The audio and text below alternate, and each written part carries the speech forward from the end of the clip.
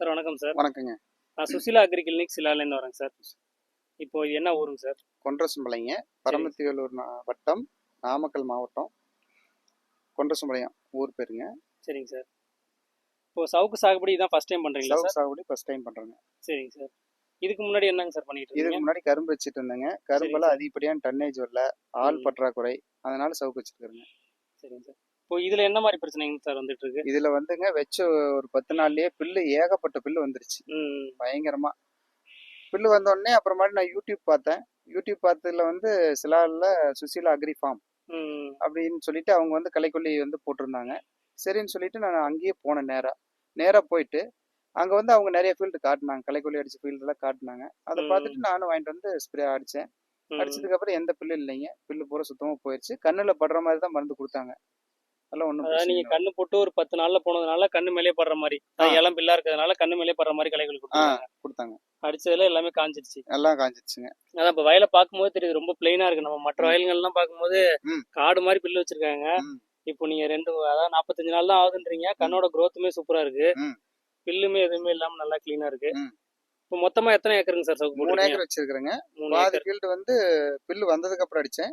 பாதி ஃபீல்டு வந்து முதல்லயே அடிச்சு வச்சேன் களைக்கொல்லி. அது வந்து கடைக்கு போனதுனால அது ஒரு கடைக்கு போனதுனால அனுபவமா அவங்க சொன்னாங்க, ஃபர்ஸ்ட் டே ஸ்ப்ரே பண்ணி வைங்க. பாதி காடு வந்து அடிச்சிட்டு அதுக்கப்புறம் வச்சேன். அதுலயும் பில்லு வரல, இதுலயும் பில்லு வரல. ஆனா கண்ணுக்குலாம் எந்த ஒரு பாதிப்பும் எந்த பாதிப்புமே இல்லைங்க. யாரு வச்சாலும் துணிச்சலா வைக்கலாம், அடிக்கலாம் களைக்கொல்லி. சரிங்க சார், சரிங்க சார். அதான் நான் இப்போ இங்கே உங்கள் ஊர் பக்கத்துலேயே ஃபீல்டெலாம் நிறையா பார்த்தேங்க சார். நேரடியாக போயிட்டு சரி சவுக்கு போட்டுருக்க ஃபீல்டெல்லாம் பார்க்கலாமே நினச்சிட்டு பார்த்தோம். அப்படி பார்த்ததில் பார்த்தோம்னா 2 மாதத்துக்கு கண்ணுன்னு சொல்கிறாங்க. எங்க கண்ணியே காணும், நாற்று விட்ட மாதிரி வெறும் பில்லுங்க தான் அதிகமாக இருக்குன்னு சொல்லி கேட்டேன். நாங்கள் 2 மாதம் ஆச்சுங்க, காடு மாதிரி பில்லு வந்துருச்சு, கண்ணு எங்கே இருக்குன்னே தெரியலன்னாங்க. இப்போ என்னன்னா இந்த 45 நாள் கண்ணை பார்க்கும்போது இது நல்லா இவ்வளோ ஹைட் இருக்குது. 2 மாதத்து கண்ணு பார்த்தோம்னா இவ்வளோதான் இருக்குது. எப்படி நட்டாங்களோ அதே மாதிரியே இருக்குது. பில்லு வந்து கண்ணை மூடிடுச்சு, அந்த அளவுக்கு வச்சிருக்காங்க. ஆனா எல்லாரும் பயந்துட்டு தான் அடிக்கிறது இல்லைங்க. களைக்கொல்லி அடிச்சா கண்ணு செத்துருமா? ஆமா, கண்ணு செத்துரும், கண்ணுக்கு ஏதாவது பாதிப்பாயிடுமோ, நம்ம இளங்கண்ணுலயே அடிச்சோம்னா ஏதாவது ஆயிடுமோன்னு சொல்லி பயப்படுறாங்க.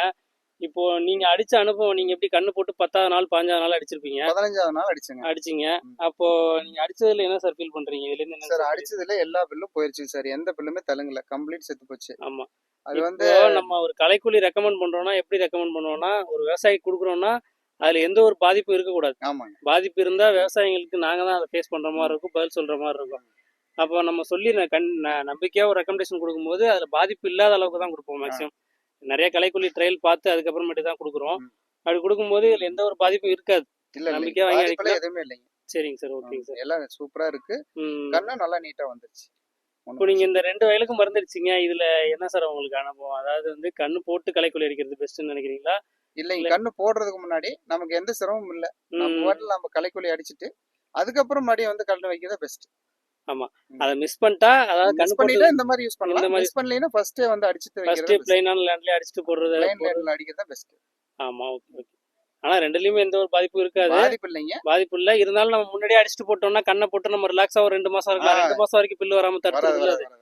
ஆமா, சரிங்க சார், ஓகேங்க சார். இப்போ மற்ற விவசாயிகளுக்கு என்ன சார் சொல்ல விரும்புறீங்க? யார் சவுக்கு நட்டாலுங்க எந்த பிரச்சனையும் இல்ல, களைக்கொல்லி அழகா அடிக்கலாம். கண்ணுல நட்டு 10 நாள்ல களைக்கொல்லி அடிச்சா கண்ணுல படுற மாதிரி அடிச்சா ஒண்ணுமே ஆகாது. ஒண்ணுமே ஆகாது. நாம் தைரியமா அடிக்கலாம்.